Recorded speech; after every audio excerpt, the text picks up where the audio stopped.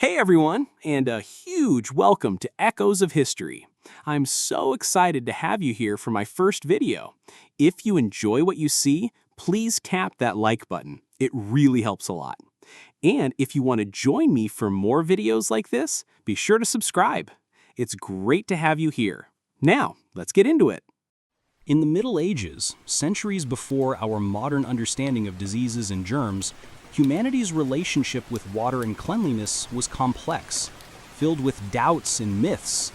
While ancient civilizations like the Romans were distinguished by their large public baths, the concept of bathing declined significantly in the Middle Ages, becoming viewed with suspicion and even fear. Why did this view change? And what were the beliefs that made this simple act of water touching the body an endeavor fraught with risks in the minds of people at that time? Were there genuine reasons, or was it merely superstitions and legends passed down through generations? In this quiet documentary, we will delve deep into the history of personal hygiene during that enigmatic era. Together, we will uncover the underlying reasons for this apprehension towards water, from health concerns they did not understand to the religious and social beliefs that influenced people's daily lives. If we go back in time to ancient civilizations like the Greeks and Romans, we would find that public baths were a fundamental part of their daily lives. They were social centers for relaxation, exercise, and cleanliness. But with the decline of those empires and the beginning of the Middle Ages, the relationship between humans and water and hygiene changed radically. Baths transformed from places of comfort to places to be feared. The public baths in ancient Rome were massive architectural marvels used for washing, massage, and even for reading and exchanging conversation. They were designed to accommodate large numbers of people, providing them with hot and cold water, and demonstrating a high level of understanding of hygiene and physical fitness. But the situation changed completely with the fall of the Roman Empire and the collapse of its complex infrastructure. The water and sewage systems that supplied these baths deteriorated, and with the chaos and conflicts that prevailed, maintaining these huge facilities became impossible. The baths fell into ruin or were converted to other uses, and with them, the concept of large-scale public bathing disappeared. In addition to the physical decline, other factors emerged that deepened this departure from water. In the context of the religious and social transformations in medieval Europe, some philosophical currents began to view the body as something to be disciplined and purified spiritually more than physically. Excessive cleanliness or concern with physical appearance was sometimes considered a form of luxury or even a sin, which encouraged asceticism and austerity in all aspects of life, including personal hygiene. And so, in a gradual silence, the public baths were abandoned. Water was no longer associated with physical purity for the public. Rather, it came to be viewed in the minds of many with suspicion and danger. This was the beginning of a new chapter in the history of hygiene, a chapter that would see a great departure from water and around which stories and tales of disease and silent death would be woven. People had no understanding of what caused diseases. They knew nothing about germs, bacteria, or viruses. The prevailing theories linked disease to bad air or miasma, or to an imbalance of the body's internal fluids. In the shadow of this ignorance, water, especially hot water, came to be seen as a gateway to danger rather than cleanliness. Many believed that opening the skin's pores with hot water, or even cold water, made the body more vulnerable to the entry of the bad air that carried diseases inside. They feared that water, especially if it was contaminated, could transmit this hidden evil into the body through the open pores of the skin. This idea was firmly rooted in their minds, which made full bathing something to be avoided as much as possible. In addition to this, water sources in cities and villages were often polluted. The wells and rivers that people relied on for drinking and washing were also used for disposing of waste and garbage. There were no effective sanitation systems, which meant the water was a fertile ground for the spread of diseases without anyone knowing it. Bathing in such polluted waters did indeed carry a real risk, but people did not understand the true reason behind it. Also, the few public baths that still existed or were used sparingly were considered unsanitary places. The lack of regular water changes and the crowding of people in them made them hotspots for the spread of skin diseases and other epidemics. This reinforced the belief that these places, and therefore the water itself, was a source of ailments rather than healing. And so, in the absence of real knowledge about how diseases were transmitted, and with the presence of polluted water and unsanitary environments, bathing came to be seen as a dangerous act that opened the body to the unknown and exposed it to the silent death that lurked on all sides. With the decline of the concept of bathing fully in water, the interest in hygiene did not disappear entirely. Instead, it shifted to alternative practices aimed at masking odors and cleansing the outer appearance rather than a deep cleansing of the body. In a world where people feared water, these silent solutions were their way of coexisting with hygiene. One common method was the use of aromatic substances. People resorted to using fragrant herbs like lavender, rosemary, and mint, placing them in small sachets to be worn around the neck or in their clothing. Spices and strong perfumes, though expensive, were also used to mask the unpleasant odors that spread due to infrequent bathing and the accumulation of dirt. People did not bathe in water often, but they would clean specific parts of their bodies partially. They would content themselves with wiping their hands and face with a damp cloth or using sand to clean their hands. This partial cleaning was considered sufficient and was believed to reduce the perceived risks of a full bath. Clothing also played a role in this alternative hygiene. Multiple layers of clothing were used, especially linen underwear, because they absorbed sweat and oils from the body. It was believed that changing these underwear regularly was enough to keep the body relatively clean, as they were washed and replaced more frequently than a full bath was taken. Sometimes people would resort to dry steam baths or sweat lodges, where the body did not come in direct contact with large amounts of water. It was believed that the heat cleansed the body of toxins and that the heat killed diseases without opening the skin's pores in a way that would expose it to danger. These practices, while seeming strange by today's standards, represented the attempts of people in the Middle Ages to deal with the concept of hygiene amidst their limited understanding of disease and the silent fear of water, which was seen as a hidden threat. The fear of water was not limited to the general public. It extended to medical thought in the Middle Ages. Doctors, who derived most of their knowledge from ancient texts and prevailing beliefs, participated in reinforcing the idea that bathing, especially frequent bathing, could be harmful to physical health. The main idea that guided medicine at the time was the theory of the four humors: blood, phlegm, yellow bile, and black bile. It was believed that a person's health depended on the balance of these humors in the body, and any imbalance would lead to illness. When it came to water, doctors believed that hot water could alter this balance, weaken the body, and make it more susceptible to diseases. They argued that hot water opens the pores of the skin, and this opening exposes the body to the bad air they believed carried diseases.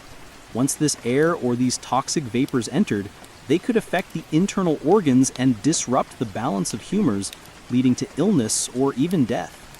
This view of the skin as a barrier that should not be opened or penetrated was strongly held. Furthermore, some common skin diseases of the time, such as scabies and lice, were sometimes attributed to the water itself or to unsanitary bathing practices in the few remaining public baths. This reinforced the belief that water itself could be a source of disease, rather than a means of preventing it. Therefore, the advice of many doctors centered on avoiding frequent bathing and settling for superficial cleaning of certain body parts. Excessive attention to physical hygiene was seen as a kind of weakness or luxury that could expose the body to unseen health risks. And so, in the silence of those limited medical explanations, people continued to stay away from water, driven by the fear of consequences whose true nature they did not really understand. Alongside health concerns, religious beliefs played a significant role in shaping people's views on hygiene and bathing in the Middle Ages. In a context where faith dominated all aspects of life, concepts of purity became more focused on the spiritual side at the expense of outward physical cleanliness. The Christian Church, which was the dominant power in Europe, focused on purifying the soul from sin and transgressions as the highest priority. Worship, prayer, confession, and repentance were considered the primary ways to achieve true purity. In contrast, excessive concern with the body or outward appearance was sometimes seen as a form of vanity or worldly luxury that distracted a person from seeking spiritual salvation. Some religious texts and teachings encouraged asceticism and austerity in life, including reducing excessive attention to the body and physical appearance. A monk or nun who did not bathe often might be seen as more pious and devout because they were shunning the vanities of the world and focusing on the spiritual life. This perception influenced the general public, who sought to emulate the lives of the pious. Also, the idea of public baths, which was prevalent in Roman times, became associated in some minds with practices considered improper or morally wrong. After the fall of the Roman Empire, some of these baths transformed into places of vice or unacceptable mingling, which reinforced the aversion of religious institutions to them and pushed people away. It was not uncommon for the plague and other epidemics to be linked to divine punishment for humanity's sins. In this context, bathing was not seen as a means of preventing disease, but perhaps a worldly act of no value in the face of the will of fate or the wrath of heaven. The priority was to purify the soul and faith, not to wash the body. Thus, in the silence of religious teachings and spiritual interpretations of life, water and physical cleanliness became a secondary matter, if not fraught with worldly and spiritual dangers in the eyes of some. These beliefs contributed greatly to painting the complex picture of the relationship medieval people had with bathing water. Beyond the beliefs and superstitious fears, there were harsh, practical, and material reasons that made bathing a difficult and costly affair in the Middle Ages. Often, it wasn't just fear of water that was the only obstacle, but also the scarcity of usable water and the challenges of obtaining it that imposed silent limits on people's daily hygiene. In most cities and villages in the Middle Ages, there were no complex water systems like those known in the ancient Roman Empire. People primarily relied on wells, rivers, streams, or collecting rainwater. These sources were often far from homes, meaning that bringing water for a bath required significant physical effort and a great deal of time. The matter wasn't just limited to fetching the water, but also to heating it. In the absence of central heating systems, heating enough water for a bath required burning large amounts of wood or coal. These resources were not always available and were very expensive for the majority of the population, making bathing with hot water a luxury that only a few of the wealthy could afford. In addition, there was no proper infrastructure for sanitation. The water used for bathing, even in small amounts, had to be disposed of manually, often by throwing it into the streets or open channels, which contributed to the spread of foul odors and pollution of the surrounding environment. These logistical difficulties made a full bath a complex process that took time, effort, and resources that were not available to everyone. Thus, the scarcity of clean water, the difficulty of heating it, and the absence of sanitation systems were all silent yet powerful factors that contributed to limiting bathing practices in the Middle Ages. It was not just a matter of fear or mistaken beliefs, but fundamental life challenges imposed on people that made a full bath an out-of-reach luxury for the majority of the population in that historical period. Despite the general picture we have painted of the scarcity of bathing in the Middle Ages, the situation was not the same across all classes. In the royal court and noble palaces, where resources were plentiful and servants were available, bodily hygiene took a different form, even if it was still far from modern concepts of cleanliness. These baths were used not only for hygiene, but also for therapeutic and relaxation purposes.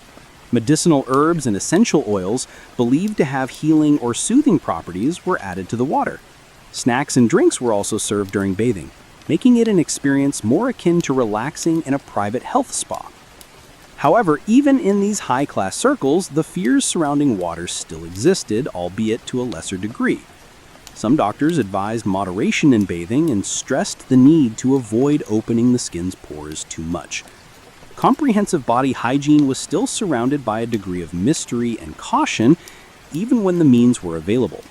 In addition to bathing in tubs, the The wealthy also used expensive perfumes and scented powders in large quantities to mask body odors and as part of their refined social appearance. These preparations were carefully made and applied regularly, reflecting an attempt to maintain a decent appearance without engaging in the bathing practices that were believed to be dangerous. In the context of the Middle Ages' complex view of hygiene, monasteries and monastic communities represented a unique point where the concepts of spiritual and physical purity intersected in ways different from the lives of the general populace. While austerity was common, there were also rules for cleanliness, albeit based on a different understanding of the body and soul. The lives of monks and nuns focused heavily on piety, prayer, meditation, and manual labor. Asceticism regarding worldly pleasures was fundamental, and this often included minimizing excessive attention to the body and outward appearance. Daily bathing was not part of their routine. Rather, it was practiced at infrequent intervals, and its purpose was perhaps more hygienic than cosmetic. However, monasteries were not entirely filthy places. The monks practiced a form of practical cleanliness dictated by the necessity of communal living and manual labor. Importance was given to washing hands regularly, especially before meals and after work. Also, the monastic garments, despite their simplicity, were washed more regularly than the clothes of the common people often was. Some large monasteries, especially those built in areas with good water sources, contained simple facilities for bathing or washing feet, but they did not resemble the luxurious Roman baths. These facilities were used carefully and sparingly, and were often subject to strict rules about silence and humility. Also, the religious texts that the monks studied might contain silent references to purity in its various aspects, but they focused more on inner purity and cleansing from sin. Physical cleanliness was considered a means, not an end in itself, and was practiced to an extent that did not distract from the spiritual pursuit. And so, in the silence of monastic life, hygiene was practiced with a different logic than in the rest of society. The body was considered a vessel for the soul, and true purity lay in the purity of the soul and avoidance of worldly pleasures, including excessive bathing that was sometimes seen as a luxury incompatible with a life of piety and silence. With all these factors making a full bath a rare event, whether due to health fears, religious beliefs, or material challenges, the society of the Middle Ages had to adapt to a new reality where standards of hygiene differed greatly from our own. Adapting to bodily odors was a fact of life, and people developed silent ways to coexist with them. First, people's sense of smell at that time was different from what it is today. In an environment where the smells of daily life were more intense and powerful, from the odors of animals in the streets to the smoke rising from hearths, to the waste sometimes thrown in the roads, people became less sensitive to bodily odors. What we would consider an unacceptable odor today was a natural part of the sensory backdrop of life in the Middle Ages. Second, as we mentioned earlier, there were constant attempts to mitigate odors by using perfumes, herbs, and powders. These substances were not capable of achieving a deep clean, but they were effective at masking or altering the smells surrounding a person. Their use was common not only among the wealthy, but also among the less affluent classes in simpler forms. Third, clothing played an important role in managing hygiene. In addition to using fabrics that absorb sweat, multi-layered garments were used. The outer layers were changed and cleaned less frequently, while the inner layers closest to the body were washed more regularly, which helped to isolate and absorb odors. Fourth, the separation between social classes also affected exposure to smells. Nobles and wealthy lived in better ventilated and more spacious castles and could use perfumes more extensively. Meanwhile, the poorer classes lived in cramped and crowded dwellings, which intensified the odors. Ultimately, the question was not whether they were clean by our standards today, but how they adapted to their own concept of hygiene. The society of the Middle Ages was one that had grown accustomed. Ultimately, the question was not whether they were clean by our standards today, but how they adapted to their own concept of hygiene. The society of the Middle Ages was one that had grown accustomed to different smells, and had arrived at practical, albeit far from our modern understanding of hygiene, solutions for living in a world where water, a symbol of purity to us, was regarded with some fear and silence. Humanity's fear of water did not last forever. As the centuries passed and scientific understanding evolved, the view of bathing began to change, very slowly, in a silent but profound transformation that took hundreds of years to succeed. There was no specific date for this return. Rather, it was a gradual process linked to the advancement of knowledge and the improvement of living conditions. One of the most important factors that contributed to changing this view was the development in understanding the causes of diseases.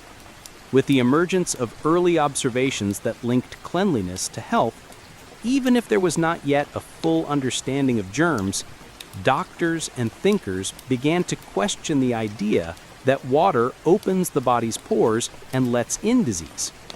New ideas began to emerge, suggesting that it was dirt that caused diseases, and that water was a means to remove it. Social and economic change also contributed to this shift. With the beginning of the Renaissance and then the Industrial Revolution, living conditions for a growing number of people improved. Cities became more organized, and more efficient water and sanitation systems began to appear, even if they were primitive by today's standards. The easier availability of clean water reduced the effort and cost associated with bathing. The emergence of soap as a more accessible and effective product contributed to this change. It was no longer just about water. There was now a product believed to clean more effectively. This soap, although not as we know it today, was an important step towards more comprehensive washing. Finally, culture and art played a role in reestablishing the value of the body and cleanliness. With the return to classical concepts of beauty, interest in a clean physical appearance gradually returned. The images in artistic paintings began to depict the body with beauty and purity, which contributed to changing the public perception of hygiene. And so, in a journey that spanned centuries, and with an almost imperceptible slowness, knowledge overcame superstition, and conditions improved to restore water to its place as a symbol of cleanliness and health. The age of the silent fear of water had ended, to be replaced by a new understanding that paved the way for the concept of hygiene we know and practice today, without a thought to that mysterious danger that accompanied it in the Middle Ages. This silent transformation in the understanding of hygiene represents one of humanity's greatest achievements, one that changed our lives forever and allowed us to live in a healthier and safer world. The influence of that era still appears in some common ideas, though vague, about the effect of cold water on the body, or some old hygiene practices that persisted for centuries before being completely replaced. These silent remnants remind us how difficult it is to change deeply rooted beliefs, even if science proves them wrong. As for art and literature, the concept of the unwashed body, or medieval hygiene, has left its mark. That period is often depicted in modern artworks in a way that highlights the lack of cleanliness and the associated odors. While this portrayal may sometimes be exaggerated, it reflects the mental image that has formed over the centuries about that era. Most importantly, the story of why bathing was dangerous in the Middle Ages is a powerful reminder to us today of the importance of science and knowledge in shaping our lives. What we now see as self-evident and necessary was at one time surrounded by ignorance and fear. This prompts us to appreciate the scientific achievements that occurred in the silence of laboratories and thoughtful minds, which changed our lives for the better. This story also teaches us that cultural and religious beliefs can profoundly influence daily behaviors, even in their simplest aspects. It is an invitation to contemplate how these factors interact to shape our worldview and how a limited understanding can generate invisible but very real fears in the minds of those who experience them. In the end, this silent documentary about bathing in the Middle Ages remains a window into a different world, a world where water held mystery and danger in the human imagination. It is a story that reminds us that progress is not linear, and that humanity's journey towards a deeper understanding of the world is a continuous one, where every step, no matter how small or silent, contributes to building our present and our future.